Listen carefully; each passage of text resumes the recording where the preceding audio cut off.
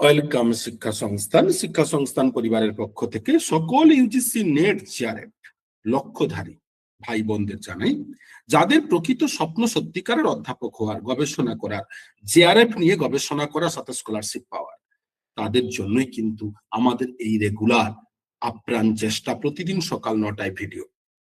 মূলত কারণ আমরা জানি যে পেপার 1 ছাড়া কখনোই জেআরএফ সম্ভব না, কারণ পেপার 1-এ প্রত্যেকেই কিন্তু ইগনোর করে, আর তাই জেআরএফ হয় না। আর বর্তমান জেআরএফ ছাড়া নেট না পাওয়া সমকক্ষ।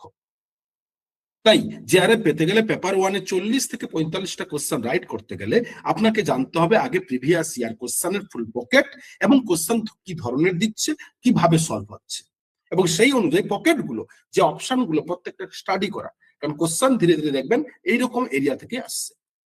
তাই আজকে আমরা সিরিজ নাম্বার হায়ার এডুকেশনের 3 নম্বর সিরিজে কোশ্চেন আলোচনা করব। কোশ্চেন নাম্বার 25 কি বলছে না, লার্নিং ফর অল এমপ্লয়িজ, মানে মূলত কোশ্চেন আগে বুঝুন, এইটা সকলে বারবার ভুল করে, কোশ্চেন না বুঝে অ্যান্সার দেয়, তার জন্য ভুল হয়। লার্নিং ফর অল এমপ্লয়িজ কথার অর্থ হচ্ছে শিক্ষণ মূলত কাদের জন্য, বর্তমানে যেখানে সর্বার্থী, প্রতিটি শিক্ষার্থী কথা মাথা রাখা হয়। তাহলে ইনক্লুসিভ এডুকেশন তো সকলের জন্য নয়, কারণ সেখানে শুধুমাত্র যারা সাম ডিসেবলড এন্ড এভারেজ লার্নার, তাই একটা অপশন এ নয়। বি ও শুধুমাত্র ইকুইটেবল নয়, বর্তমান এডুকেশন ফুল এনইপি 20 ও main theme inclusive and equitable education, option number C is a right, and categorized best education নয়, কোয়ালিটি এডুকেশন নয়। তাহলে option number C is a right only হলে কোনটা? অপশন নাম্বার 3, যেটাতে সি অনলি বলছে। Next question বলছে কি, arrange the following order of increasing extension, মানে এই যে সাবজেক্ট গুলো রয়েছে, এই সাবজেক্ট গুলো কোনটা অলরেডি কিভাবে ছোট থেকে বড় এই ইনক্রিজ এই সিকোয়েন্সে হচ্ছে। না নাম্বার 1 আমরা যদি দেখি অলরেডি, না প্রথম সাবজেক্ট হচ্ছে পলিটিক্স, অর্থাৎ ছোট থেকে বড়, মানে পলিটিক্স একটা ছোট্ট অংশ, এবং ইন্টারন্যাশনাল রিলেশনশিপ ছোট অংশ। এই পলিটিক্স থেকে, ইন্টারন্যাশনাল রিলেশনশিপ, এই পলিটিক্স থেকে কি আসে না, নেক্সট আসে পলিটিক্যাল সায়েন্স, তাই না? ছোট থেকে বড় মানে এটা হচ্ছে পলিটিক্যাল সায়েন্সের একটা অংশ মাত্র, পলিটিক্যাল সায়েন্স আরো হিউজ এরিয়া। নেক্সট পলিটিক্যাল সায়েন্সের পরে কি আসে না, টোটাল এরিয়া কি না, অলরেডি আমরা ডিবি যদি দেখি, নেক্সট হচ্ছে সোশ্যাল সায়েন্স, কারণ এর অংশ হচ্ছে সোশ্যাল সায়েন্স, পলিটিক্যাল সায়েন্স বা ইন্টারন্যাশনাল রিলেশনশিপ কার আন্ডারে, সোশ্যাল সায়েন্সে। এরপরে কে আসে, যাবতীয় সোশ্যাল সায়েন্স এটসেট্রা কে নিয়ে কে হচ্ছে না, মেন থিম কে না, সায়েন্স। তাহলে এখানে সিকোয়েন্সটা আমাদের কি হবে না, আমাদের সিকোয়েন্সটা হচ্ছে নাম্বার 1 ফার্স্ট হচ্ছে ডি, এন্ড ডি তারপরে হচ্ছে বি, বির পরে এ, এর পরে C. Option number 4 D B A C, D B A C, option number 4। Next question number বলছে, in an ancient period the diksha guru performed his study, মূলত প্রাচীন ভারতের শিক্ষা ব্যবস্থায় যারা দীক্ষাগুরু থাকতেন, মানে যারা দীক্ষা দিতেন, শিক্ষাগুরু নয় দীক্ষাগুরু, আজকের দিনেও সনাতনী হিন্দু ধর্মে দীক্ষাগুরু হয়, যারা মূলত দীক্ষা দেন, বীজ মন্ত্র ইত্যাদি ইত্যাদি দেন। তো তাদেরকে মূলত তাদের দায়িত্ব কি ছিল না, তাদের দায়িত্ব মূলত কি না, স্পিরিচুয়াল গাইড, আধ্যাত্মিক ভাবে কিভাবে শান্তি পায় মানুষ, জীবনের সকল নেগেটিভ থেকে পজিটিভে আসতে পারে, সেই স্পিরিচুয়াল গাইডেন্স। ওকে, এইবারে প্রশ্ন, স্পিরিচুয়াল গাইডেন্স কাদের না, প্রাচীন দিনে কিন্তু মূলত ফার্স্টের দিকে কিন্তু গার্লসদের এডুকেশন ছিল না, তাহলে spiritual guide of only boys. No, option 1, 2 and 4। Next, arrange the following events in the correct chronological sequence, বলছে 4টে অপশন দিয়েছে, দিয়ে বলছে সিকোয়েন্স গুলো প্রপার ভাবে সাজা। কি সিকোয়েন্স দিয়েছে না, দিয়েছে establishment of the university of Madras, introduction in the Indian university act, establishment of UGC, and first national education policy of India. এর প্রথম কোনটা না, প্রথম অবশ্যই মাদ্রাজ ইউনিভার্সিটি, কারণ কলকাতা, বম্বে, মাদ্রাজ এই 3টে ইউনিভার্সিটি 1857 সালে 56-57তে হচ্ছে, তাই নাম্বার 1 কিন্তু মাদ্রাজ, এ নাম্বার 1।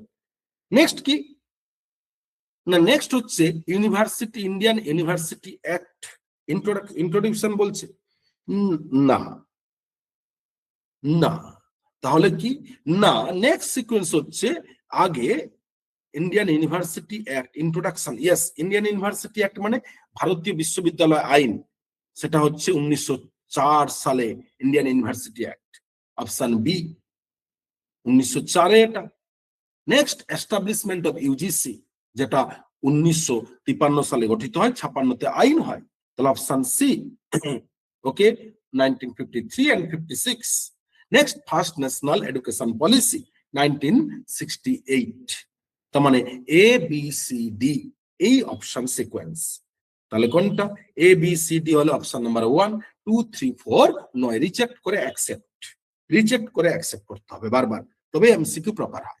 নেক্সট কোশ্চেন নাম্বার বলছে as per national education policy 1986, 1986 সালে জাতীয় শিক্ষানীতি অনুযায়ী the major functions of national apex body আর, 1986 সালে জাতীয় শিক্ষানীতিতে মূলত ন্যাশনাল অ্যাপেক্স যে বডিগুলো থাকে তাদের প্রধান কাজ, মেজর ফাংশন কি মূলত, 4-5টা অপশন দিয়েছে, বলছে এর মধ্যে কোনটা কোনটা হবে।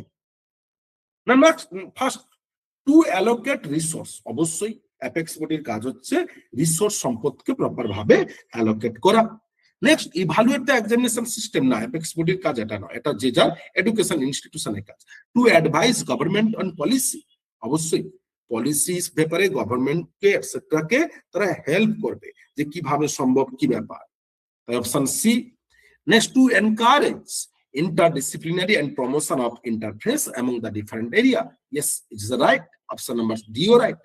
To conduct research in higher education, না শুধুমাত্র অ্যাপেক্স বডির কাজ কখনো হায়ার এডুকেশন রিসার্চ করা নয়, ঠিক আছে, অ্যাপেক্স বডি সর্বদা সবকিছু ক্ষেত্রে বলেছে, অনলি হায়ার এডুকেশনের কথা বলেনি, কিন্তু হায়ার এডুকেশন বললে বলতাম, যদি অ্যাপেক্স বডি বলতো হায়ার এডুকেশন তাহলে হায়ার এডুকেশন এই কাজটা হতো। তাই এখানে যেহেতু স্কুল এডুকেশন আসতে পারে, তাই A C D is a right option, ACD, তাহলে option number 4 is a ACD। Next list matching দিয়েছে, বলছে নিপা, রুসা, কিউএ এবং এইচইএফএ এদের কাজ কি। নিপার ফুল ফর্ম কি? National institute of educational planning and administration. RUSA কি? রাষ্ট্রীয় উচ্চতর শিক্ষা অভিযান। কিউএ কি? Quality assurance agency. And HEFA কি? না higher education already finance agency বা ফরেন এজেন্সি হিসাবে কাজ করে। তাহলে এদের সিকোয়েন্সে ম্যাচিং কোনটা? নাম্বার 1 এ, নিপা কি করে? না ভারতবর্ষের যাবতীয় এডুকেশন ইনস্টিটিউশনের research, planning and management etcetera নিয়ে কাজ করে, তাই A is the 4 option. Next B কে, না রুসার কাজ কি? না রুসা হচ্ছে ভারতবর্ষের সকল উচ্চ শিক্ষা কেন্দ্রগুলো, যত higher education institute, DElEd, BEd, BPEd, school, college, university, school এডুকেশনের পরে টোটাল প্রত্যেকেরই কি তাদের ইনফ্রাস্ট্রাকচার ডেভেলপ করা, তাদের টিচার কম থাকলে তাদের কিছুদিনের জন্য ভলেন্টিয়ারি প্যারা টিচার রিক্রুট করা, এই কাজ করে। তাই সেক্ষেত্রে কিন্তু B is a 3, option number 3। Next Q A এর মূল কাজ কি? সি, না এর কাজ হচ্ছে promoting research in planning and, C তাই তো, হ্যাঁ সি, এর কাজ হচ্ছে এনসিওরিং কোয়ালিটি, মানে কোয়ালিটিকে এনসিওর করা ভারতবর্ষের যাবতীয় কিছুতে। ওকে, C1। আবার এইচইএফি বাকি থাকলো কি? Provides loans to higher education institution, okay, যেটা হচ্ছে finance, higher education finance agency. তাহলে ডি ইজ আ 2।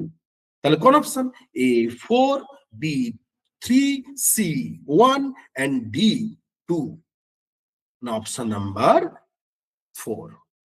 নেক্সট বলছে choose the correct statement, autonomous college in the context of recommendation, NEP 1986 and পোয়া 1992 মূলত এর মধ্যে কোন রেকমেন্ডেশনটাকে মূলত করেছে?